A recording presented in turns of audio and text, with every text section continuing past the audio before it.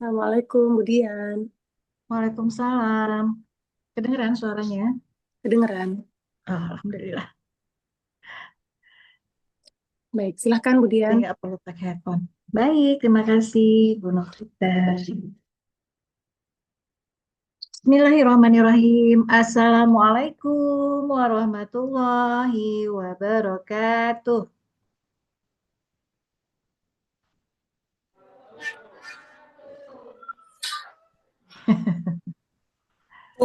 Suaranya hilang tenggelam.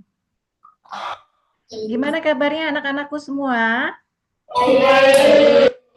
Sehat-sehat semua? Semangat semua? Ya, udah pada makan belum? Sarapan. Ah, kasihan banget seriously. Aduh, kasihan banget. Kok belum makan sih gini hari? Kenapa? Belum mateng makanannya di rumah atau kenapa? Oh, soream sarapan ya? Oh, suka. Iya, nggak apa-apa, nggak sarapan. Yang penting minum air putih. Terus, iya. Terus kalau apa namanya? Kalau mau ngemil nggak apa-apa gitu ya daripada nggak makan sama sekali. Ngemil aja boleh, ngemil biskuit misalnya, ngemil kue, biar nggak lemes. Bisa diwarnain, Yuna. Kalau apa namanya, Mana bisa ke? kalau nggak makan tetap bisa konsentrasi, Iya, Mak. ya. Nggak lemes, Iya, Mas. nggak, insya Allah tidak ya. Iya, Bu. Iya sayangku. Ini cuman ada Sarul dan Kika ya. Fahri, Fahri mana Fahri? Nggak kelihatan. Hah? Ini Bu di bawah. Di bawah. Iya, nggak kelihatan, dari sini yang kelihatan cuman Kika dan Syahrul. Terima kasih ya anak-anakku ya sudah berkenan hadir untuk belajar pada hari ini. Karena kehadiran kalian itu menjadi membuat ibu merasa optimis tentang masa depan Indonesia, tentang masa depan bangsa ini. Dengan kehadiran kalian, dengan semangat kalian, itu berarti kalian sudah berhasil mengatasi satu tantangan, yaitu tantangan males, tantangan putus asa. Itu sudah terlewati semua ya, karena yang hadir ke sini berarti sudah mampu melewati semua tantangan tersebut. Alhamdulillah ya. Jadi tidak akan mungkin terjadi kalau tidak tidak diiringi dengan niat yang kuat. Karena Allah hanya mengabulkan keinginan atau niat kita yang kuat. Nah, anak-anakku, kita sudah BK itu sudah eh, sekarang ini materi yang ke-18 ya. Sudah materi yang ke-18. Jadi sudah cukup banyak kita belajar. Kalau 18 itu dibagi 4 jadi sekitar berapa bulan?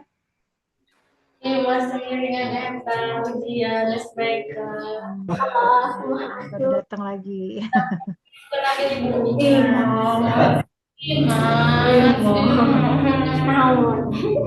Jadi kita belajar sudah hampir 5 bulan anak-anakku.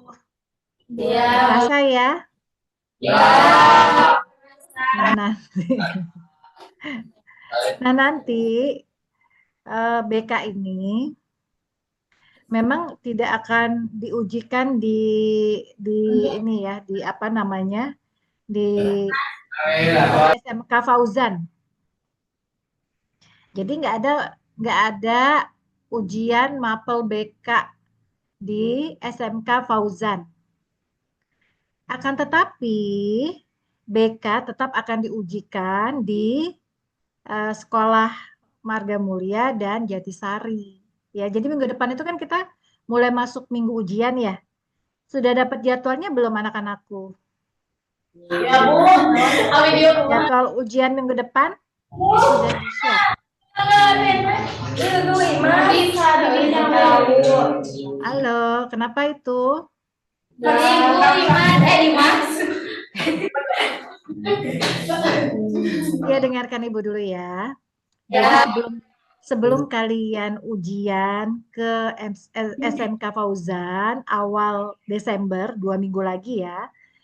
Sebelum itu minggu depan kita ada ujian dulu di sekolah ini ya, yang di Marga Mulia dan Jatisari. Soal-soalnya dibuat oleh ibu guru yang di sini. Kalau di Fauzan kan yang bikin orang-orang dari Fauzan ya, pengajar Fauzan. Nah, kalau ini guru-guru di sini yang akan memberikan soal ujian. Nah, mata pelajaran yang diujikan itu adalah semua materi yang pernah kalian dapatkan dan jadi semua mapel, termasuk mapel BK. Jadi kalau di sini, kalau di di Jatisari dan Marga Mulia akan ada ujian mapel BK. Tapi di Fauzan enggak. Ya, jadi di Fauzan enggak. Jadi ini penilaiannya rapotnya untuk rapot di sini.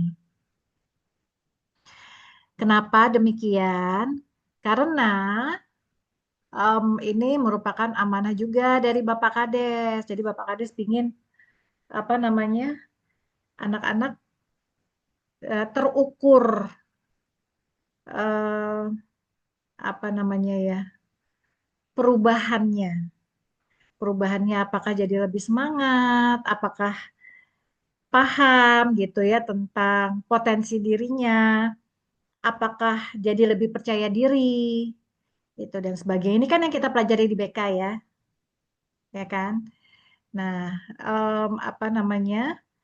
Kita tidak akan bisa menjadi atau tidak akan bisa berubah kalau tidak ada pengetahuan yang bertambah. Makanya kenapa ada ujian? Karena untuk memastikan ini kalian sudah paham belum ya? Karena kalau paham pasti akan ada perubahan dalam perilakunya sesuai dengan diharapkan. Misalnya kalau kalian sudah paham apa perbedaan kalimat apresiasi, asertif, bagaimana bersikap proaktif. Kalau kalian sudah paham tentang konsep tersebut, pasti perilakunya juga akan menggambarkan apa yang sudah kalian pahami pemahaman tersebut. Jadi tahu kalau apresiasi itu memuji, tahu asertif itu kapan harus dilakukan ya. Contoh kemarin waktu mau ujian gitu ya, kita bisa bersikap asertif kalau ada temen yang apa namanya minta contekan gitu ya. Kita bisa dengan asertif bilang, "Eh, saya nggak mau kasih contekan atau saya terganggu kalau kamu nanya terus. Ini kan lagi ujian ya." Itu namanya asertif anakku. Jadi asertif nggak harus minta maaf karena kita kan nggak salah. Yang salah kan orang yang ini, yang apa nanya di situasi sedang ujian, gitu ya. Kalau kita nggak sengaja nginjek kaki orang atau kita apa gitu ya, eh, ya itu kita wajar minta maaf, tapi itu bukan asertif. Situasinya bukan untuk asertif.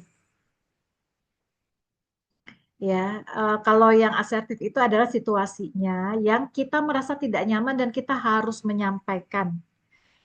Harus menyampaikan tapi dengan cara yang tegas. Tegas tapi tetap sopan ya. Jadi kayak misalnya maaf ya, apa namanya, nggak usah bilang maaf, nggak apa-apa gitu. Jadi kita bisa bilang, saya terganggu, saya nggak suka. Itu bisa bilang, saya nggak suka, tapi bukan nggak suka secara personal. Bukan, saya nggak suka Dewi, saya nggak suka Santi, bukan begitu. Tapi saya nggak suka kalau Dewi nanya-nanya contekan.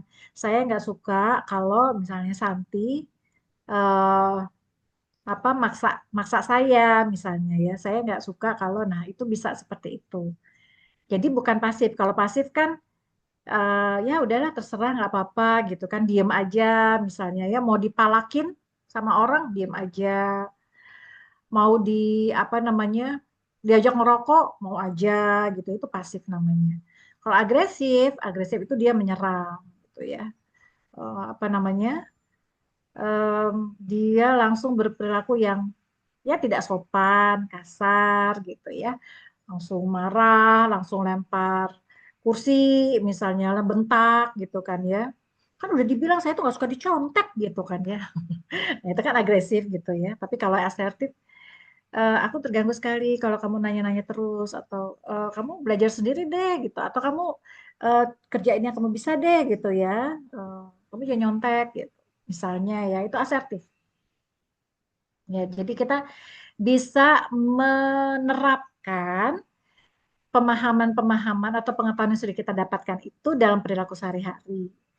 Terus juga anak-anakku kita bisa mendeteksi keadaan emosi kita.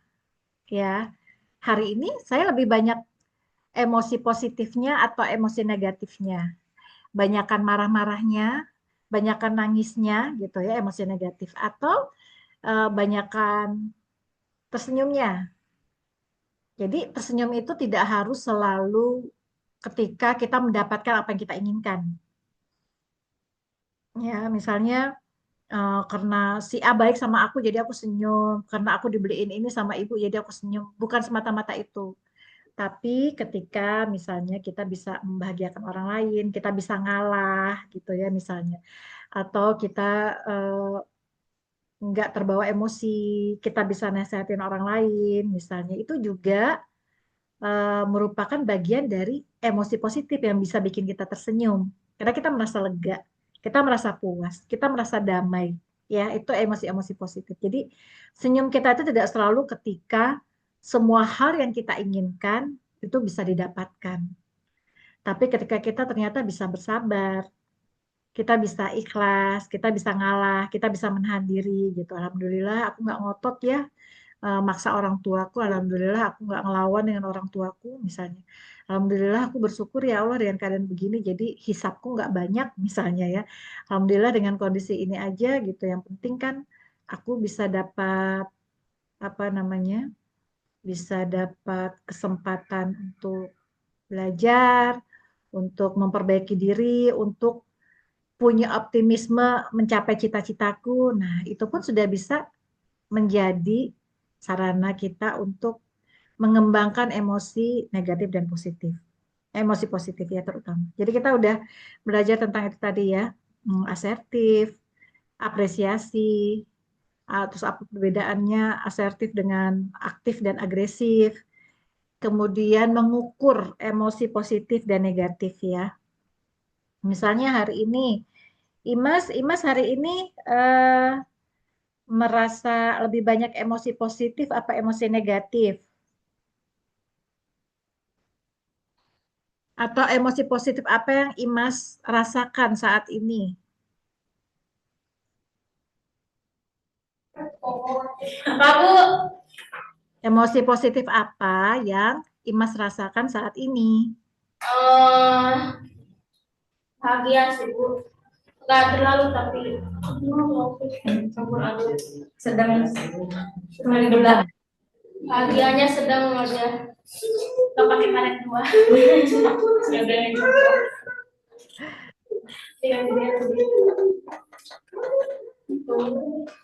Ya, jadi kalau kita ngerasa apa namanya, kita hari ini tidak bahagia, karena kan yang namanya emosi positif itu kan bisa perasaan lega, perasaan lapang, perasaan kita ringan ke sekolah aja itu sudah suatu emosi positif ya, bagian dari emosi positif. Terus kita merasa uh, bisa suportif ke orang lain, kita semangat, itu emosi positif semua Imas. Jadi kalau Imas semangat ke sekolah itu bagian dari emosi positif ya. Kalau emosi negatif hal-hal yang membuat kita tidak nyaman gitu. Nah, itu ya. Jadi yang penting anak-anak sudah paham apa itu emosi positif, apa itu emosi negatif. Kenapa penting kita mempelajari emosi? Karena kan kaitannya dengan masalah-masalah mental. Kalau kita banyak mengalami emosi negatif, nanti akan berpengaruh terhadap perilaku kita dan mempengaruhi juga cara kerja otak kita. Jadi pengaruh ke hormon-hormon gitu ya. Akhirnya kemudian bisa mengalami gangguan-gangguan psikis, masalah-masalah kejiwaan. Makanya kenapa kita harus mengukur tingkat emosi kita hari ini. Hari ini aku udah senyum belum? Udah ketawa belum? Udah bahagia belum? Udah ngerasa damai mungkin? Atau lega atau apa? Ada sesuatu nggak gitu yang bikin aku hari ini tuh bisa senyum misalnya ya? Kalau belum, kok hari ini aku ini ya, apa namanya, perasaan kok gak enak gitu ya, dada rasanya sempit, kayaknya bergemuruh gitu ya, terus pingin ngelihat orang tuh kayaknya eh, males aja gitu ya. Kita harus cari cara nih, apa yang bisa bikin kita menyenangkan diri kita ya, dalam cara yang positif tentunya ya, karena emosi positif hanya didapat dari kegiatan-kegiatan kita yang positif ya, membantu orang, mungkin membersihkan kamar tidur kita sendiri gitu ya, atau kita jalan kaki aja mungkin gitu ya, keliling-keliling lihat sawah gitu ya, kalau di sana kan masih ada ya, atau ke pantai gitu kan, udah enak banget itu di Jatisari ya, nggak usah jauh-jauh kalau mau ke pantai. Atau ke kali, main di kali gitu ya, jadi kita harus cari cara tuh untuk rilis emosi kita atau menggunakan teknik-teknik yang sudah Ibu ajarkan waktu itu ya. Teknik untuk healing yang sederhana gitu ya, yang apa yang pakai nafas perut atau yang 5 4 3 2 1 misalnya ya. Jadi supaya kita itu tidak terbawa oleh lamunan-lamunan yang negatif gitu ya. Kalau udah punya pikiran buruk itu terus pikirannya aduh kenapa ya saya nggak ini aduh itu terus aduh ke si eta gitu ya. Jangan sampai itu terus-menerus mempengaruhi isi otak kita. Ya, itu yang berbahaya. Nah, kemudian juga yang itu sudah kita pelajari ya, emosi-emosi, jenis-jenis emosi positif dan negatif dan kaitannya apa, manfaatnya apa gitu ya. Kenapa kita harus lebih banyak merasakan emosi positif? Karena itu tadi hubungannya dengan masalah kejiwaan, dengan kesehatan mental. Kalau ingin sehat mental, kita harus banyak memberikan asupan emosi positif kepada diri kita. Ya, makanya kenapa kita kadang kalau kita ya anak-anakku ya, pinginnya sih bahagia, pinginnya senang gitu ya. Tapi ini kan ada masalah terus nih gitu. Dan kita tidak bisa menanggulanginya sendiri. Artinya itu kan jadi masalah buat diri kita, jadi problem. Nah, bagaimana cara memecahkan problem tersebut? Bagaimana cara mengatasi masalah-masalah kita? Itulah makanya kita belajar tentang problem solving. Kita lihat dulu nih, identifikasi masalahnya apa? Kenapa aku jadi merasa itu sebagai suatu masalah? Kemudian gimana caranya cara memperbaikinya, solusinya bagaimana gitu ya? Seperti yang sudah diajarkan ada tahapan-tahapannya. Nah, itu juga sudah kita pelajari ya, problem solving itu gitu ya. Bagaimana caranya untuk mengatasi masalah-masalah itu gitu supaya itu tadi balik lagi gitu. Persoalan hidup tuh pasti ada seumur hidup ya anak-anakku ya. Dari sejak kalian sekarang masih gadis dan bujang sampai nanti gitu, selalu aja ada masalah gitu ya. Selalu ada problem. Nah, tapi yang terpenting itu adalah bagaimana cara kita mengatasinya. Ya, supaya apa ya? Supaya itu tadi, supaya kita tetap sehat mental, supaya kita tetap bahagia dalam hidup. Kan kita inginnya bisa menjalani hidup dengan bahagia, kan? Gak ada orang yang pengennya apa namanya sedih gitu ya. Nah, selain itu yang sudah kita pelajari juga ya. Ini kita review sedikit ya anak-anakku ya, karena nanti mau ada ujian kayak kemarin juga ya. Ibu tampilkan terus anak-anak langsung jawab aja. Apa namanya? Nah, satu hal yang juga kita pelajari itu adalah tentang cara berbicara atau public speaking.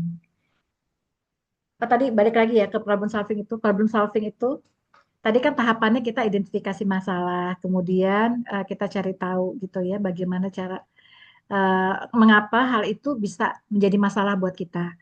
Terus kemudian bagaimana cara mengatasinya. Nah, cara mengatasinya ini kan bisa macam-macam. Misalnya kalau anak-anak bisa konsul ke ibu misalnya ya, bisa ke orang tua gitu. Tapi juga jangan sembarangan meminta nasihat atau bercerita ke orang-orang yang nggak tepat gitu ya. Niatnya misalnya kita hanya ingin meluapkan perasaan, tapi karena dilakukan ke teman yang salah, akhirnya malah jadi gosip, malah digibahin, malah jadi omongan buruk gitu ya. Malah kita yang jadi apa namanya? Jadi yang dianggap bermasalah gitu, jadi sasaran empuk untuk dibicarakan gitu. Jadi kita juga harus hati-hati bisa bicara ke orang yang lebih apa ya, yang lebih paham persoalan gitu ya, bisa bijaksana melihat persoalan, atau kita minimal kita tuliskan aja dulu, kita tulis dulu gitu ya.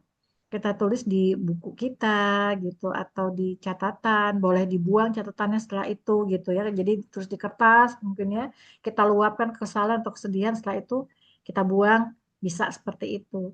Atau kita punya diary gitu ya. Atau kita ketik tapi terus dikunci ya, jangan terbaca sama yang lain. Gunanya apa? Karena itu bagian dari identifikasi masalah.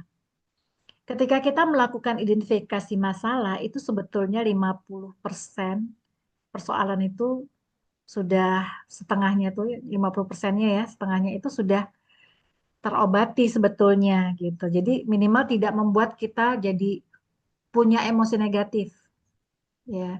Jadi tidak membuat kita tuh jadi terpuruk dalam emosi negatif, dalam perasaan-perasaan yang negatif gitu. Nggak akan seperti itu gitu. Nah, itu kenapa kita penting untuk belajar tentang problem solving ya.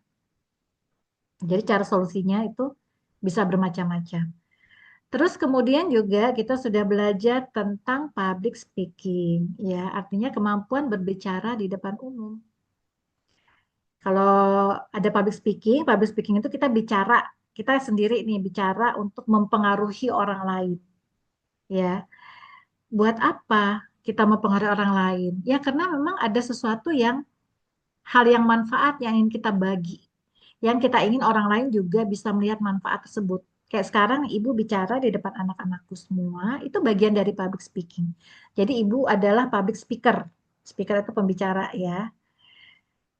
Nah, buat apa ibu belajar public speaking? Ya gunanya untuk mempengaruhi kalian semua, supaya kalian itu bisa merasakan manfaat dari materi-materi yang ibu sampaikan. Ya, dari materi-materi yang Ibu sampaikan.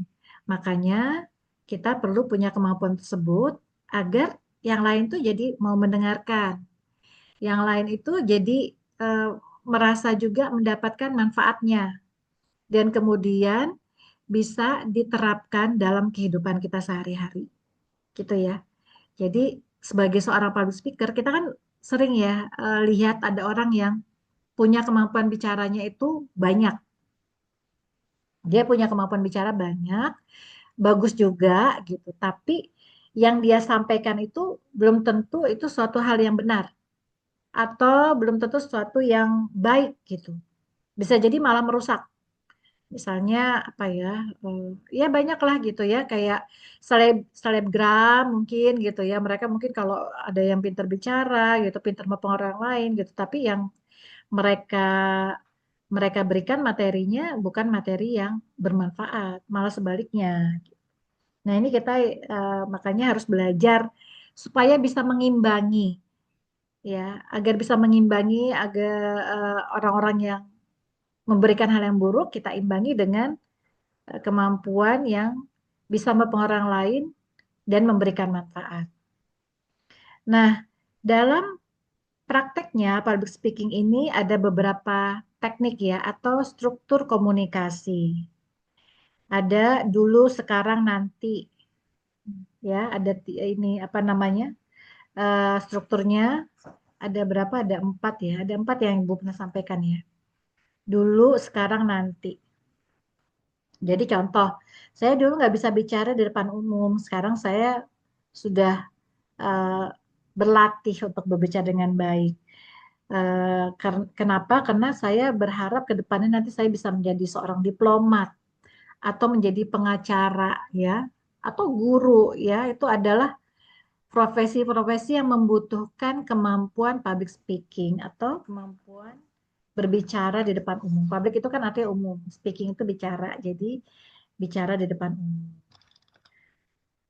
Terus kemudian masalah, dampak, dan solusi. Anak-anak masih ada catatannya tentang struktur komunikasi? Masih ingat? Kita review dulu ya, karena habis ini kita langsung latihan ini ujian kayak kemarin. Jadi apa namanya, kalian boleh bertanya sekarang jika ada yang tidak paham, karena nanti kalau udah ujian kan nggak ini apa namanya, nggak bisa nanya jawaban ya, sudah pasti.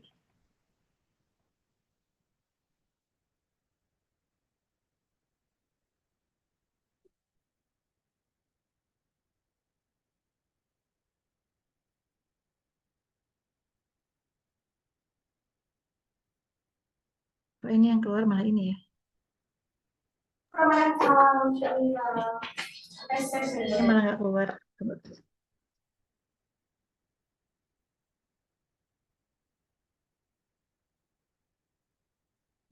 Oh, ini lupa.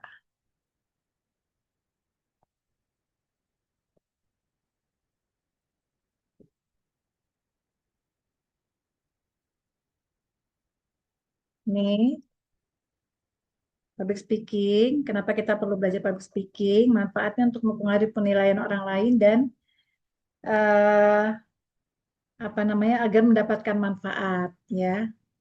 Jadi seorang guru itu juga harus punya kemampuan public speaking, kemampuan bicara di depan umum.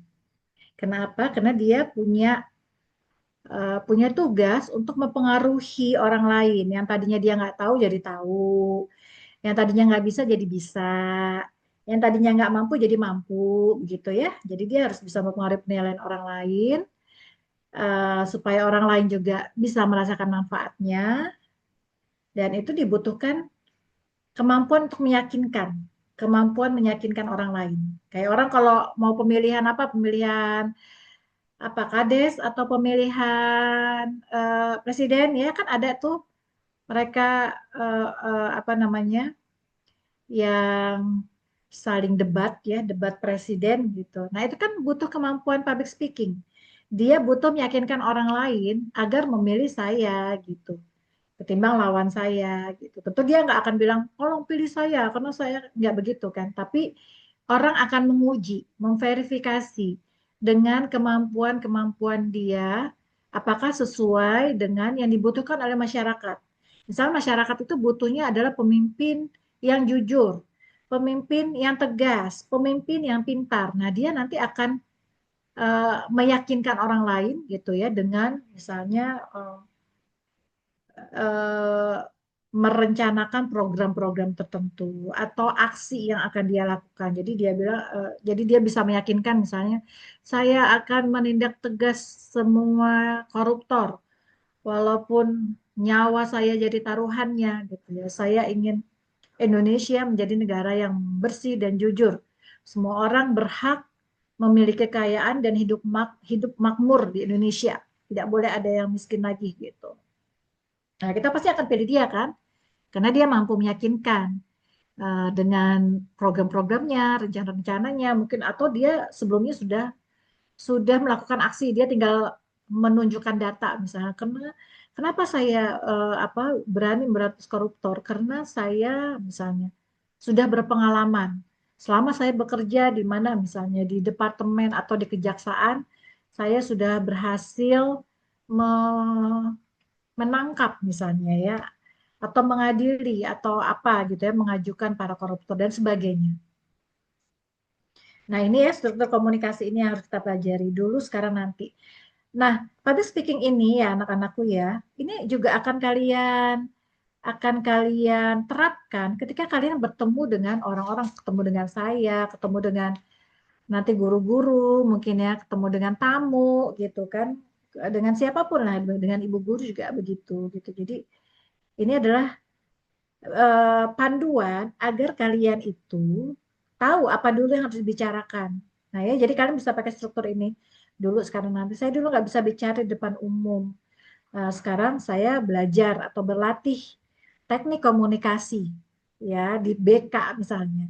Karena nanti saya berharap bisa menjadi pengacara atau diplomat atau apa gitu ya, yang membutuhkan kemampuan berbicara, termasuk jubir ya, atau humas Tuh, humas dimanapun, di semua level pasti ada ini, ada kebutuhan untuk humas. Humas itu artinya hubungan masyarakat ya. Dia yang bertugas untuk apa namanya menjadi perantara. Misalnya nih Kades bikin program apa ya atau kebijakan gitu ya. Nah itu kan perlu disampaikan kepada masyarakat. Sampaikan gimana? Nggak mungkin dengan cara bicara aja gitu. Pasti butuh program lainnya. Misalnya kita mengadakan kegiatan apa gitu ya. Diajak makan bersama mungkin atau dikasih bikin event apa gitu ya supaya mereka tersosialisasi tentang rencana atau program dari Kades. Nah, itu tugasnya humas. Tidak hanya di level Kades ya, di perusahaan, dimanapun gitu ya, pasti akan selalu ada humas. Makanya kalian semua harus belajar. Ya, harus belajar berkomunikasi dengan baik. Nah, teknik yang kedua, ini adalah masalah dampak dan solusi. Saya, masalahnya apa? Masalahnya saya tidak pandai bicara depan umum. Dampaknya apa? Ya, jadinya saya tidak percaya diri. Atau bisa juga kalau saya ngomong nanti malah dibully gitu ya, takut dibully gitu kan. Nah, solusinya gimana? Karena itu saya belajar cara bicara yang benar. Atau saya tidak pandai matematika, itu kan masalah ya. Dampaknya apa? Ya saya jadi sering ditipu karena nggak bisa menghitung dengan benar. Atau nilai saya selalu jelek, itu kan dampaknya.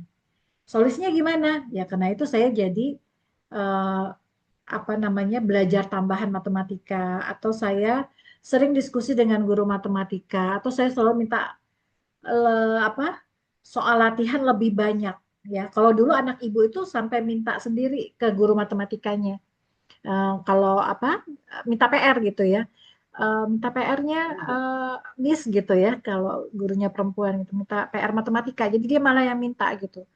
Kadang dikasih sedikit dia minta nambah. Kalau perlu 100 soal kata dia gitu. Eh, Minta PR sampai 100 soal ya matematika gitu. Karena dia pengen belajar gitu dan akhirnya dia ikut OSN matematika waktu SD ya. Kalau sekarang SMP dia SM-nya fisika gitu. Jadi itu karena dia memang belajar gitu, betul-betul apa eh, minta waktu yang lebih banyak. Karena kalau hanya belajar di sekolah itu kan tidak cukup memadai ilmunya gitu, hanya sekadarnya aja. Jadi dia butuh latihan di rumah, makanya dia minta soal lebih banyak. Anak-anak juga bisa minta seperti itu, nak, sama guru-gurunya ya. Misalnya entah bahasa Inggris lah, minta tugas tambahan aja nggak apa-apa. Matematika gitu, minta soal-soal yang memudahkan saya untuk apa bisa berhitung cepat. Jadi kasih tahu aja apa kebutuhannya saya berhitungnya nggak bisa cepat, gimana caranya supaya saya bisa berhitung dengan cepat gitu ya. Ini bagian apa namanya? Ini hal yang wajar ya, hal yang biasa ketika kita berkomunikasi dengan orang lain. Ya. Kemudian ada 3 poin inti. Jadi apa namanya?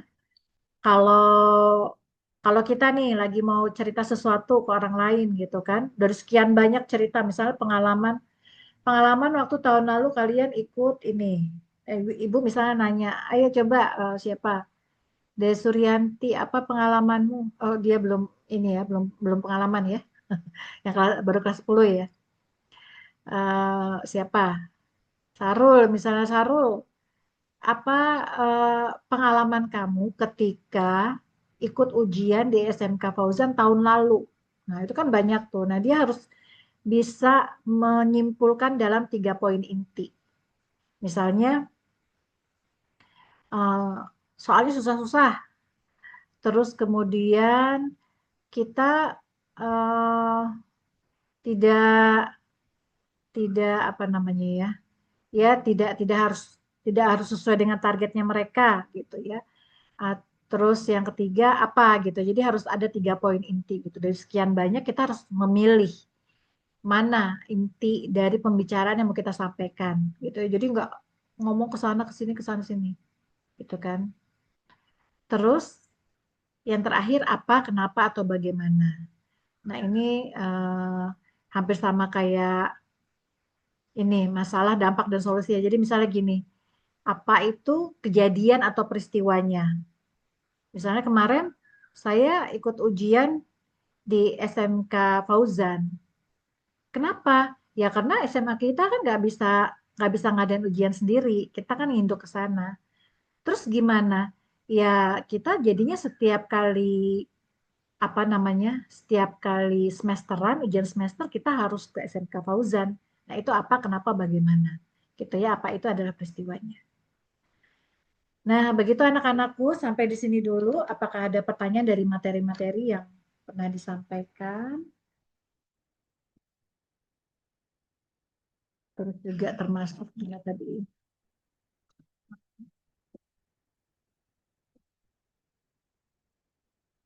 emosi sudah, struktur komunikasi sudah, asertif, pasif, agresif, problem solving sudah. Nah, sikap proaktif ya. Proaktif itu lawannya adalah apa? Reaktif. Kenapa kita harus proaktif? Ya, karena proaktif itu kita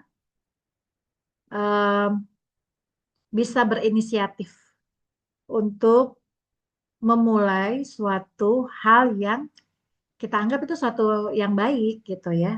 Suatu yang baik, suatu yang positif. Ciri-cirinya seperti apa? Ciri-cirinya misalnya dia punya inisiatif tinggi, bertanggung jawab atas pilihannya, bisa mempengaruhi lingkungan, kemudian mampu mengatur emosi dan waktu. Ya. Terus dampaknya apa kalau kita nggak proaktif? Kalau nggak proaktif berarti kita kan jadi reaktif. Kalau reaktif apa? Jadi banyak konflik misalnya ya. Jadi banyak masalah. Jadi tidak tersampaikan apa yang kita inginkan. Itu dan sebagainya. Nah, baik anak-anakku sampai di sini apakah ada pertanyaan sebelum kita masuk ke ujian? Siapkan kertas kayak kemarin ya. Apa, Bu? Siapkan kertas seperti kemarin.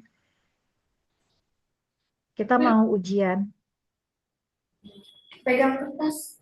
Pegang kertas. Siapkan kertas seperti kemarin, Nak. Oh iya,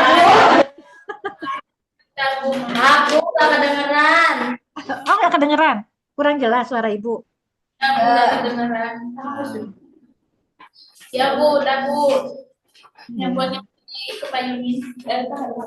Depanin semuanya gitu. Itu yang di luar siapa tadi? Kayaknya bapak-bapaknya ada 4 orang. Ini tinggal 2, Kika dan siapa tuh? Kika dan siapa? Halo. Hah? Adli. Adli. Oh, iya.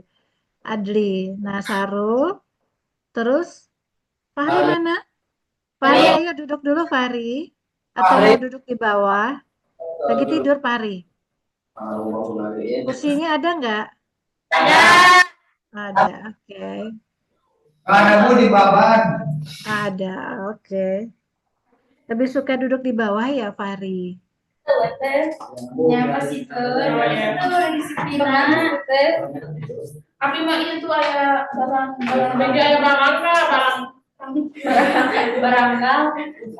Ya anak-anak, sebelum mulai, Ibu sampaikan sekali lagi ya bahwa BK itu tidak akan diujikan di SMK Fauzan. Jadi kalian jangan terlalu tegang, jangan terlalu takut dan jawab saja sejujurnya ya.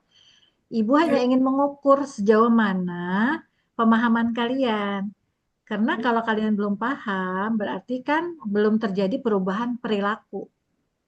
Ya. Tapi kalau kalian sudah paham, pasti akan terjadi perubahan perilaku. Karena itu yang dibutuhkan ya, yang dibutuhkan gitu. Makanya kenapa kita tetap ada ujiannya kalau di sini. Yang minggu depan itu kan ujian di sini nih. Ujian pemanasan lah sebelum kita ke SMK Fauzan ya. Kita ujian pemanasan dulu gitu. Termasuk BK juga walaupun BK tidak diujikan di Fauzan, tapi Ibu ingin mengukur sejauh mana pemahaman kalian dan bagaimana perubahannya terhadap perilaku. Oke. Bismillah.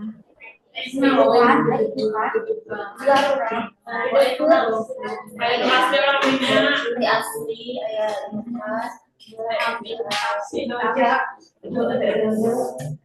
Ada kamar ibu sah, kamar isi dok asa kuat ya, kamar teh. Budia, nah, kamar semua. Tapi ini nanti nyut. Kan ibu tadi nyut. Nah, anak-anak, silakan tulis namanya dulu. Siapin kertasnya. Ibu ini ya pakai apa stopwatch lagi kayak kemarin. Jadi pengerjaan satu soal sekitar kalau untuk pilihan ganda dan dia ada 3 soal, ada pilihan ganda, ada menjodohkan atau mencocokkan dan ada jawaban singkat. Ya, ada 3 bagian. Masing-masing akan berbeda durasi waktunya. Kalau pilihan ganda itu ya sekitar 30 sampai 45 detik. Kalau yang menjodohkan itu mungkin di atas 1 menit. Dia ada 10 soal, jadi mungkin sekitar ya 10 menit. Terus kemudian kalau yang apa jawaban pendek itu juga 1 menit ya durasinya. Oke, Bismillah kita mulai. Silakan mulai dikerjakan.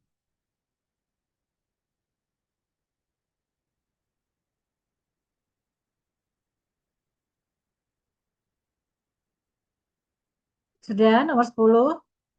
Ini yang D-nya.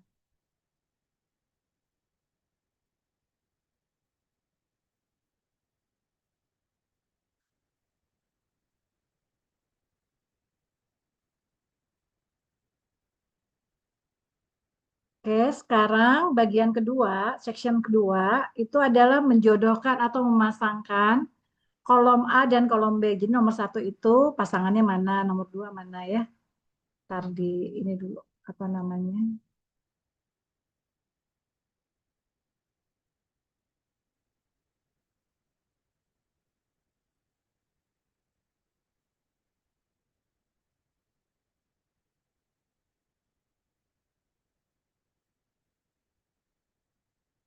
Hmm.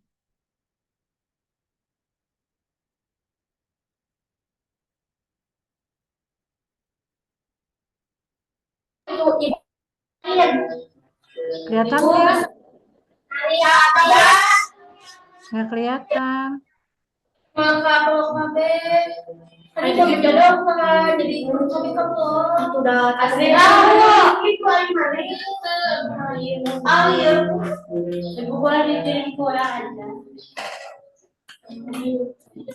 Detik kali ya. Kau di detik kau tak perlu harap detik kali. Atau nanti kapal kami. Cili lagi web. Ada banyak. Cili lagi web semuanya bu. Ibu semua anak perlu aku. Apa? Semua kan kecilin lagi. Gak kelihatan semuanya bu jadinya. Kalau bersama. Ini kelihatan nggak? Jadi ya kelihatan tuh ibu. Enggak bu. Kecilin bu. Jadi bakalannya sini cara Kecilin.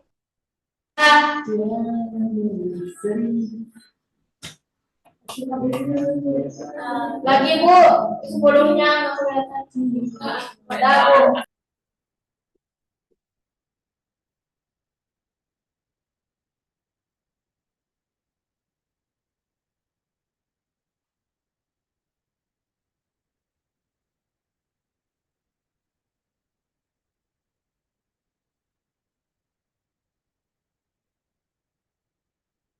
Sudah?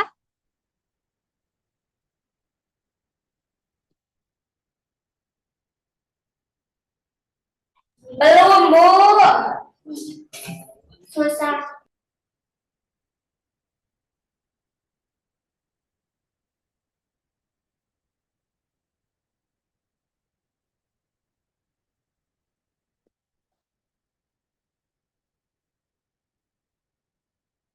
Kerjakan masing-masing ya, Nak, sesuai pemahamannya.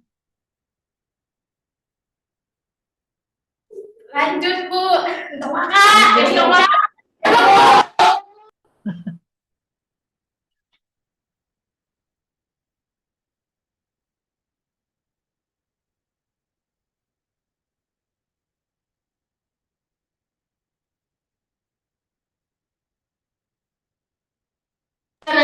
belum. Sudah ya? Iya, Ibu lanjut. Lanjut, Bu. Ini nama.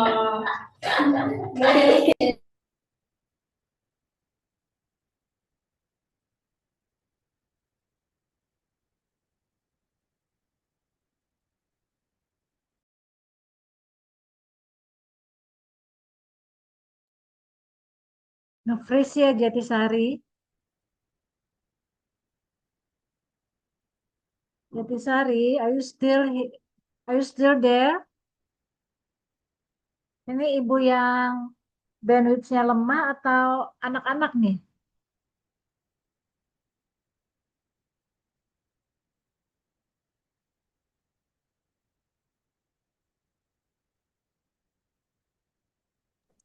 Anak-anak terlempar, Bu ya. Iya, anak-anak ya berarti ya dari sana ya.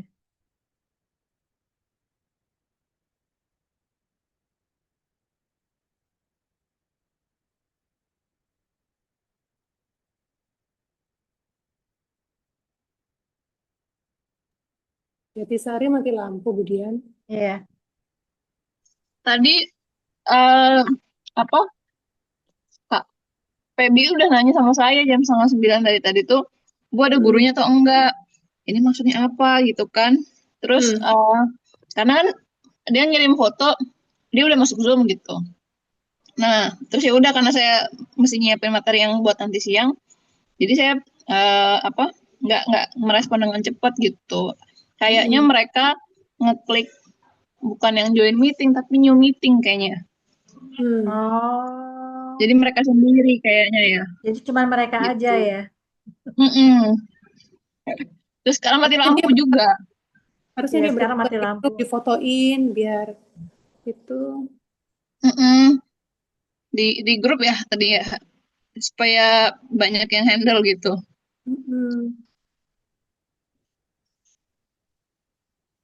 Oh, aku nggak nanyain juga ya Marga Mulia ya. Pantesan dia nggak.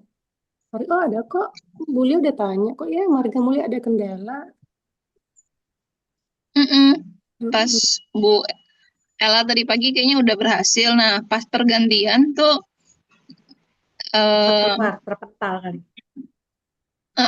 nanyain ada gurunya nggak gitu. Saya nggak Ya, connect. padahal kan aku masuknya on time.